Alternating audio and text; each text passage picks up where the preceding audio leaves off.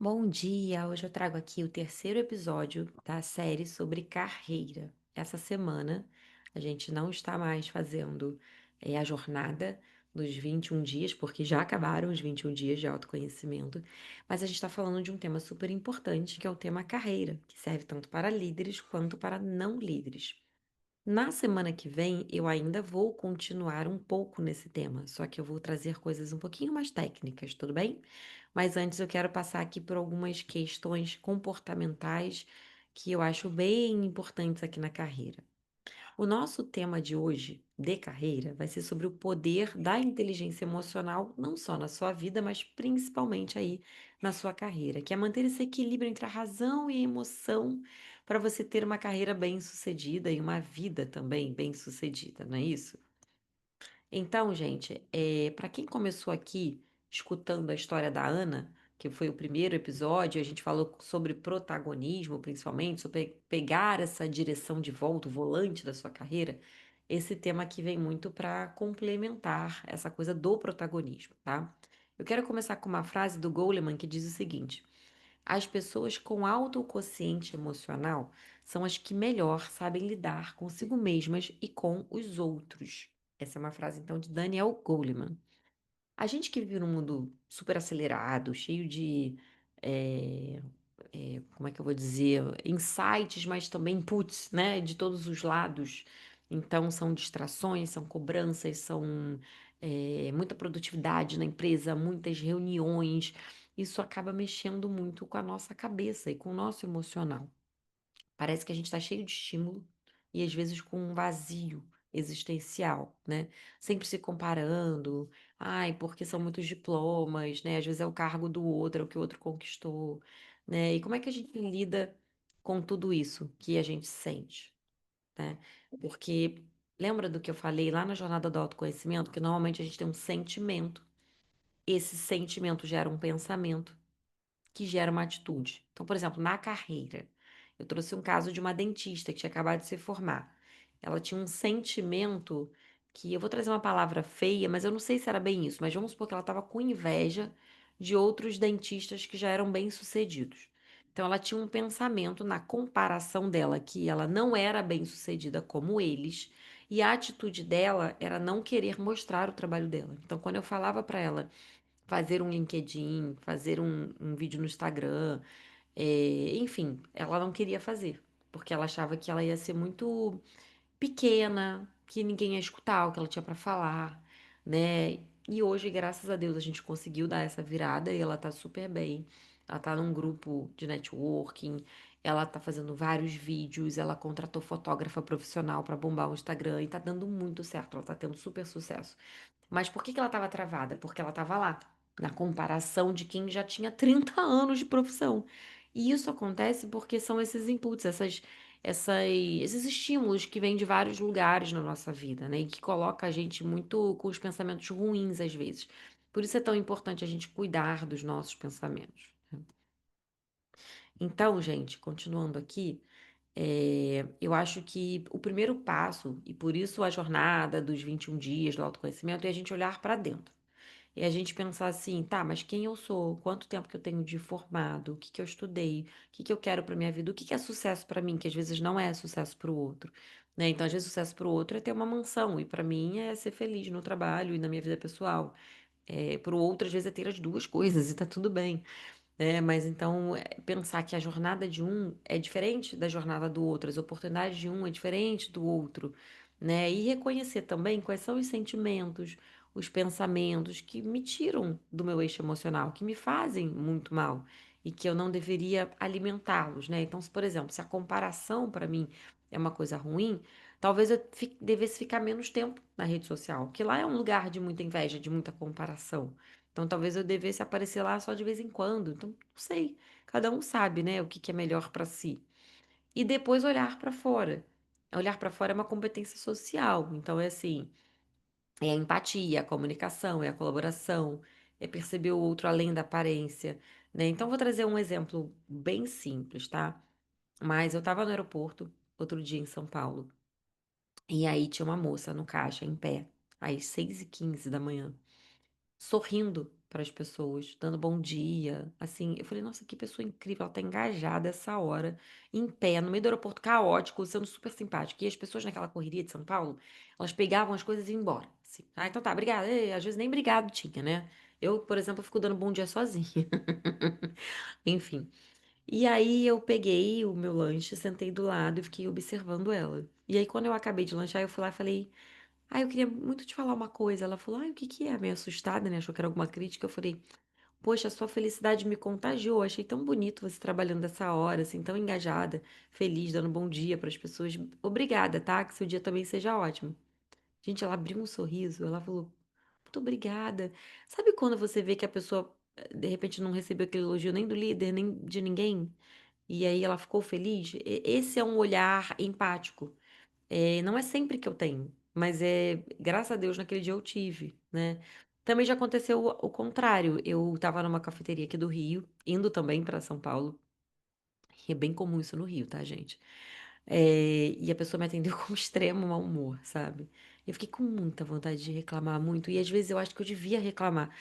Mas nesse momento eu pensei, ai, tá bom, né? E se ela tiver com alguém doente na família? E se ela tiver passado uma noite ruim de sono?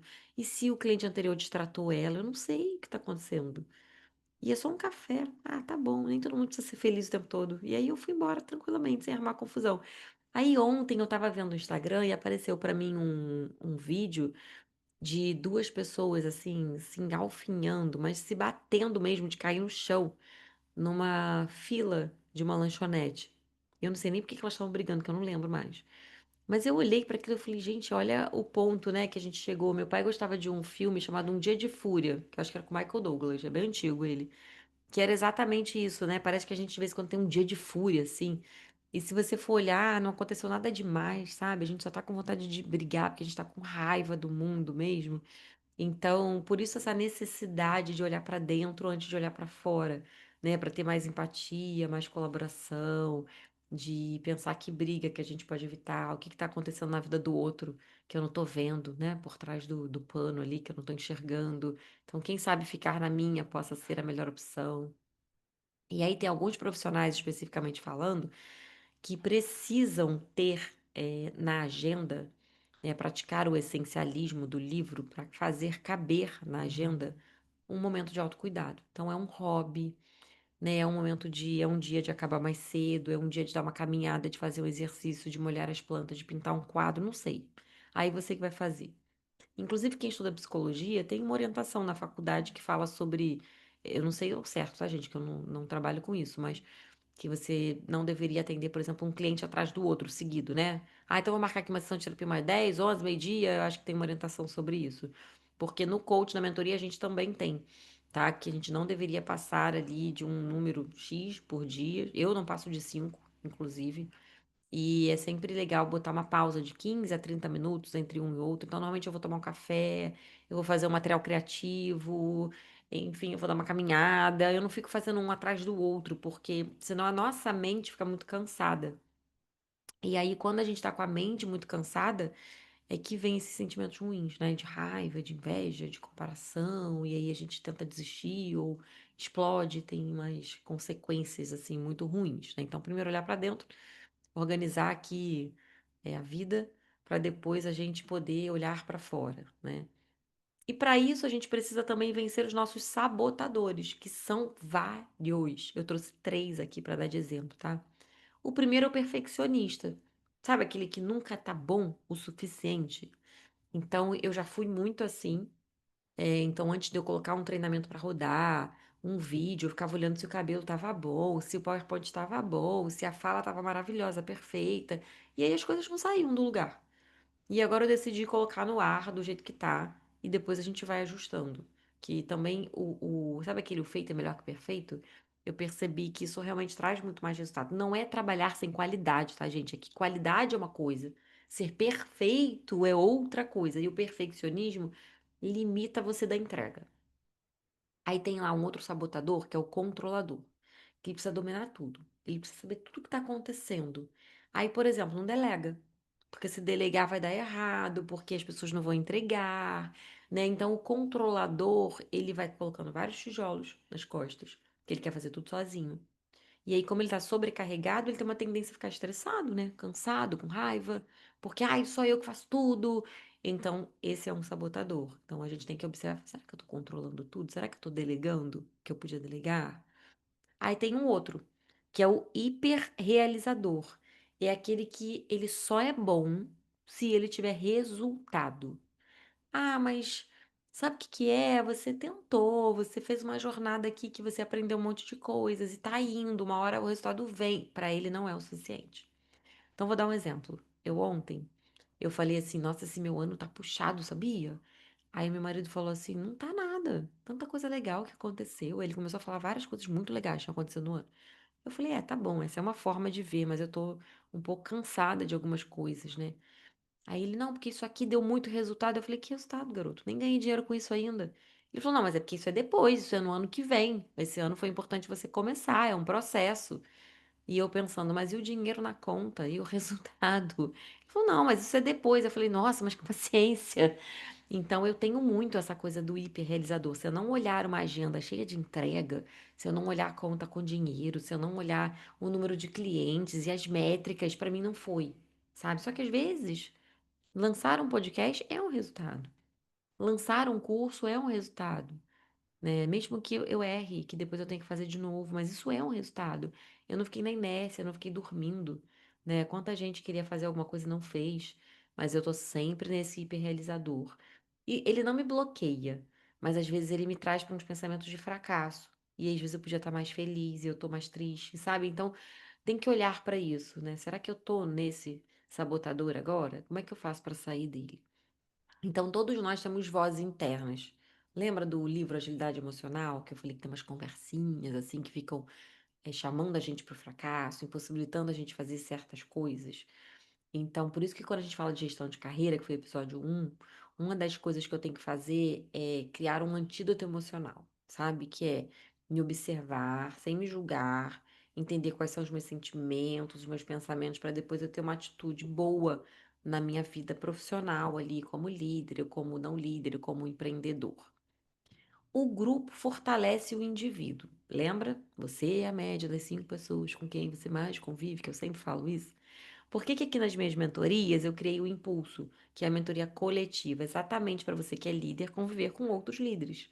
Porque nem sempre na sua empresa tem outro líder ali que te entende, que é seu par, né? Então, no trabalho, nessa convivência, a gente é testado o tempo todo. Então, ali nesse grupo, você tem dinâmicas onde você vai escutar o outro, onde você vai fazer benchmark, vai aprender a respeitar uma opinião diferente de uma pessoa que vive numa empresa diferente, que tem limites diferentes, cargos diferentes, opiniões diferentes. Então, isso é muito importante, porque vai desenvolver o quê? A escutativa, que é a gente de verdade escutar o outro, um projeto. Às vezes, aquele projeto que você queria não venceu, quem venceu foi o do par, e você teve que fazer. Então, isso facilita a não só a escuta, mas respeitar os limites também, né? Então, reconhecer esses espaços das pessoas. A resolução de conflitos, porque num grupo sempre vai ter conflito.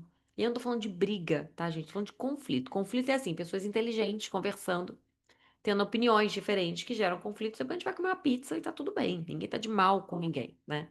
Porque o conflito ele vem de diversidade de ideias. Então é a gente saber escolher também e acolher opiniões diferentes. Então o grupo, ele promove isso. Então se você quer ser bem-sucedido em algo, no empreendedorismo, na liderança, ande com pessoas que sejam semelhantes.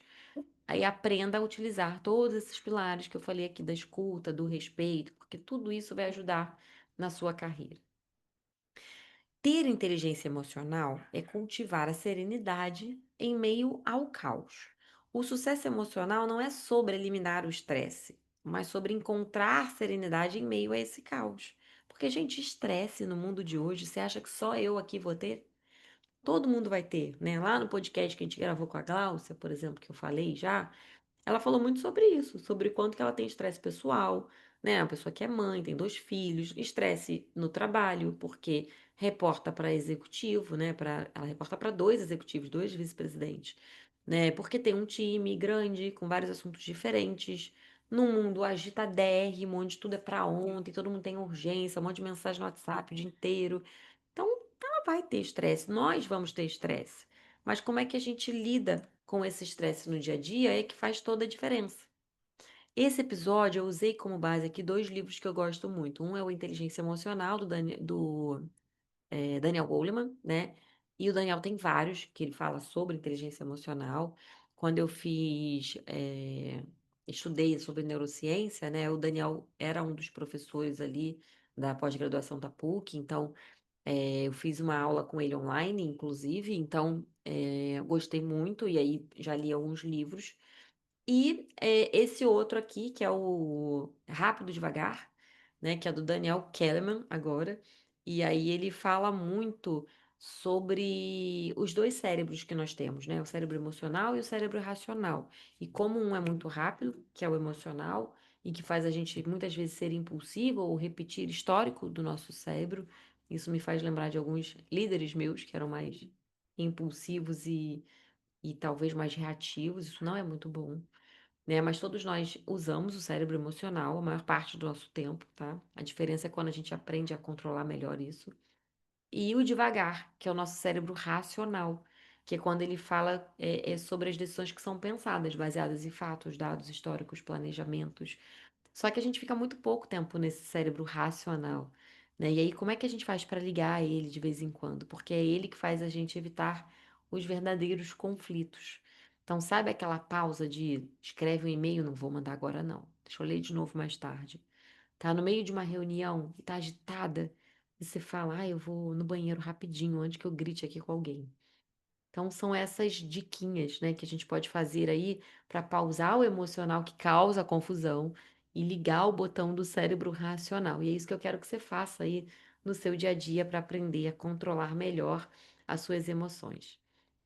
Para fechar, eu trago a frase deles, né, aqui do Goleman, que diz: "O clássico que mostrou, né, que o sucesso vai além do QI". Então, quando ele fala de inteligência emocional, não é só o QI técnico, e ele diz o seguinte: nada na vida é tão importante quanto pensamos enquanto estamos pensando nisso. Olha que doido isso. Nada na vida é tão importante quanto pensamos enquanto estamos pensando nisso. Essa frase é muito doida, né? Mas é muito legal, porque é exatamente sobre pensar sobre o nosso pensamento. A gente está no emocional, está no racional, a gente vai falar algo bom ou não, como é que eu pauso isso? E o Kahneman, do Rápido e Devagar, né, ele fala muito sobre como essa razão e emoção guiam as nossas decisões. Ele diz o seguinte, na verdade eu errei, tá, gente? Essa frase que eu falei anterior é do Kahneman, tá? Agora sim do... Ai, gente, tô confusa hoje. Do Goleman, é porque é tão parecidos os nomes, né? O Goleman, ele fala que a verdadeira inteligência emocional, né, é dar peso certo às coisas, sem deixar que elas pesem demais. Então, voltando às frases que eu misturei tudo, né? O Kellerman, que é do Rápido e Devagar, diz: nada na vida é tão importante quanto pensamos, enquanto estamos pensando nisso. E já o Goleman fala sobre que a gente precisa dar peso certo às coisas, sem deixar que elas pesem demais. Então, queria que vocês levassem para a vida, né, isso. E eu não sou maravilhosa nisso, muitas vezes eu também me descontrolo, mas eu procuro buscar essas técnicas no dia a dia para que eu tenha um pouquinho mais de inteligência emocional, principalmente no trabalho. Não é que os nossos queridos parentes tenham que aguentar a gente do jeito que é, não é sobre isso, mas é que provavelmente um pedido de desculpas é melhor aceito, né, do que no trabalho. Às vezes no trabalho a gente é demitido, inclusive. Mas eu espero que você use para os 2 aí na sua vida, tá? Então, meu nome é Raquel Paiva, eu sou mentora de líderes e de carreira. Estamos aqui no podcast A Liderança e o Espelho, essa semana falando sobre carreira. E esse aqui é o terceiro episódio da série. Semana que vem a gente volta mais com dicas técnicas que eu uso aqui no meu processo de mentoria para que você comece a planejar melhor a sua carreira, tá bom? Um bom dia para vocês, bom trabalho, muito obrigada, fiquem com Deus.